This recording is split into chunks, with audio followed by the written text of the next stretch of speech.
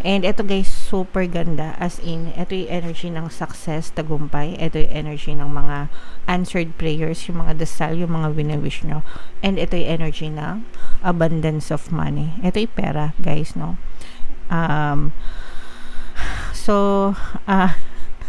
Ibig sabihin nito guys, magtatagumpay kayo sa mga dinadasal nyo. Magtatagumpay kayo sa mga hinihiling nyo. From the universe, sa mga pinagpapanata nyo, hinihiling nyo, mga kapigsi, you will be comforted. Iko-comfort kayo ni universe, guys, no?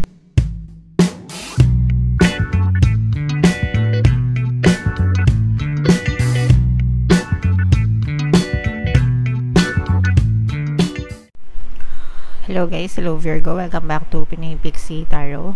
Money come to me mga kapixie. Ang pamagat ng episode natin is Money Kapalaran para ngayong July, para sa Virgo, Sun, Moon, Rising, Sign, and Venus.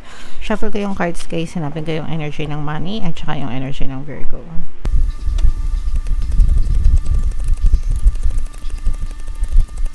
So ito yung money energy guys. Ngayon naman hanapin natin yung energy ng Virgo. Ito yung energy ng mga kapixie. Isa na lang yung natira, so kukuha pa tayo. General reading lang guys. Pwede mag-resonate, pwedeng hindi. Pwedeng positive, pwedeng negative mga kapixie. Pwedeng mag-resonate lahat, pwedeng mag-resonate yung iba. Kung ano na lang yung naka-resonate sa inyo guys, take that message. Wow, grabe. Grabe naman to guys.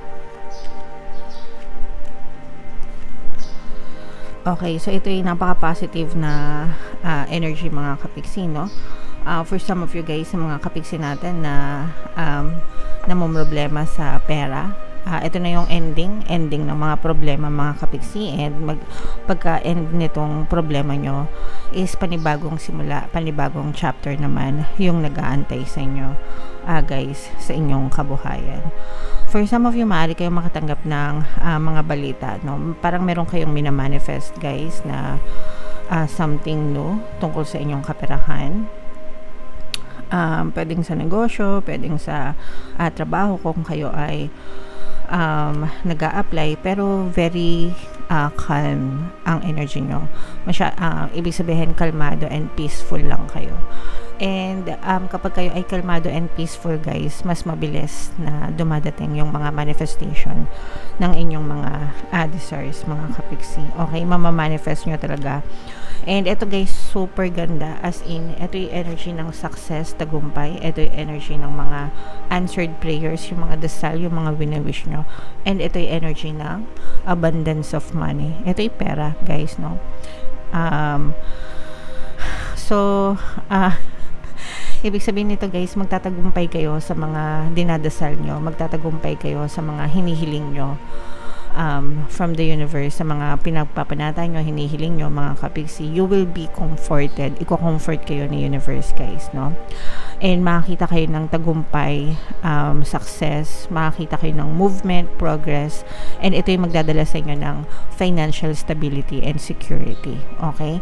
So, pwedeng, yung iba sa inyo guys, pwedeng may mga goals na ma-achieve kayo sa mga financial goals nyo. Let's say for example, gusto nyo ma-promote or gusto nyo magkaroon ng salary increase or gusto nyo magnegosyo, whatever it is, kung ano man yung intentions na sinet nyo para sa inyong kaperahan, para sa inyong kabuhayan,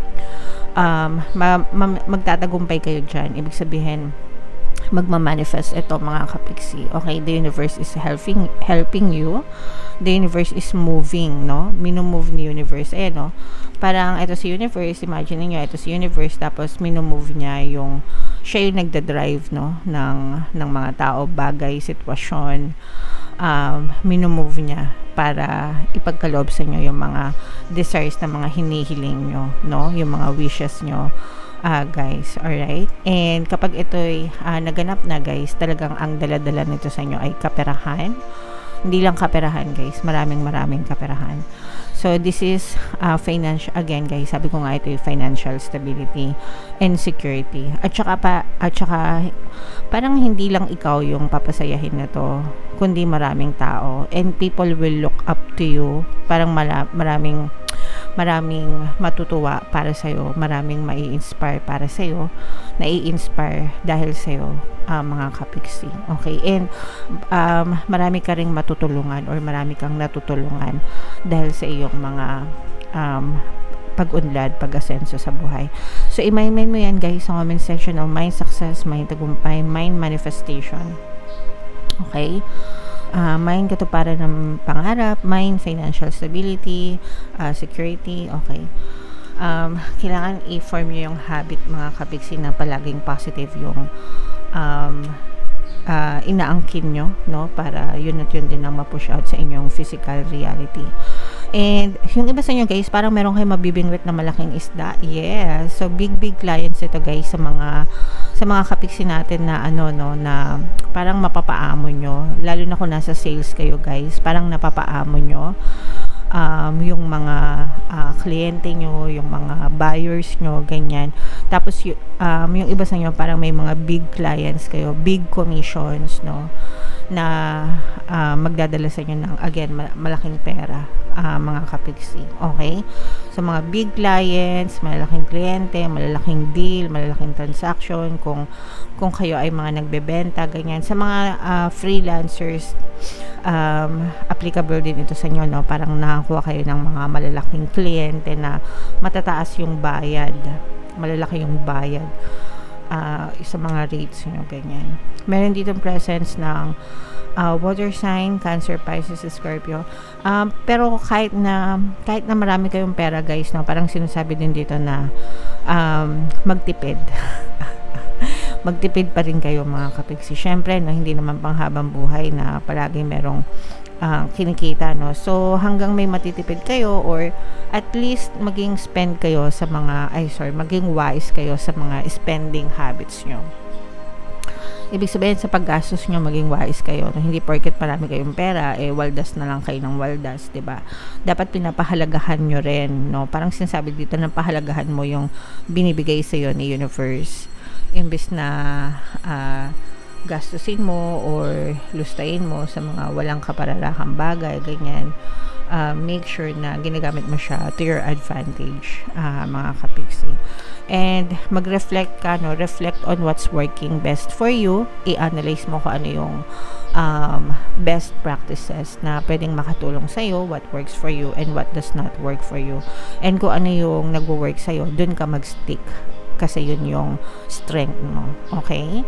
So, super positive nito guys. Again, no? Yung mga positive, i-mind nyo na yan guys sa comment section. So, dito naman, ito yung mga money manifesting techniques, guys. So, i-shuffle ko to. Habang sinashuffle ko to, panoorin nyo muna yung video natin regarding sa ating paano mag-manifest ng abundance video course. Kapiksi, sawa ka na ba sa mga struggles at hirap sa buhay mo? Masipag ka ba at masikap sa buhay ngunit hindi ka pa rin umaasenso? Ilang beses ka na bang nag-attempt mag-negosyo at mag-invest pero palagi ka pa rin nalulugi? Sa pagkakataon na ito ay maaaring may subconscious beliefs ka na nagiging balakid sa iyong pag-unlad at pagyaman. Introducing, paano mag-manifest ng abundance video course. Dito ay matututunan mo ma-overcome ang mga balakid mo para tuluyan ka ng umunlad, umasenso, sumagana, maging matagumpay, successful at maswerte sa iyong kabuhayan, pera, trabaho, negosyo sa lapi at kaperahan ng bonggang-bongga. Dali, mag-send na ng email sa pinoypixitaro@gmail.com at simulan na ang iyong pagyaman ngayon. Alright, so sa lahat ng gusto mag-avail ng course guys, 20% discount tayo until June 30. I-avail nyo na, sobrang laki ng discount. Sobrang ganda ng course guys. And meron tayong bagong course, paano mawala ang third party at magkaroon ng harmonious na relationship para sa mga kapiksi natin na nagdudusa dahil sa mga kabet.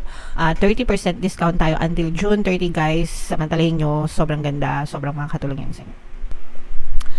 So ito yung money manifesting technique para sa inyo. We have Aspire. Find photos of the place where you would like to work or sketch it. Stick these images on a special board and look at them every day. Draw the business card that you hope to have one day and pin that on the board too. Know that it will soon be yours.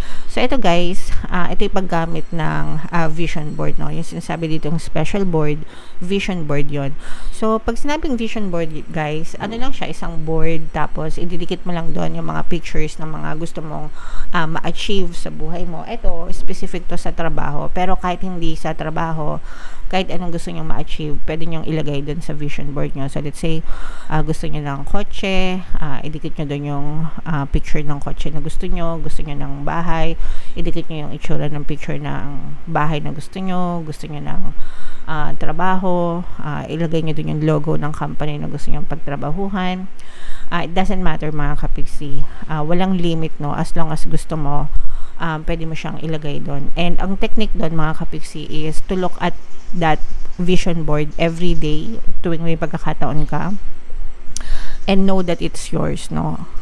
Kumbaga ramdamin mo na sa'yo na yun, okay? And it will become soon your reality.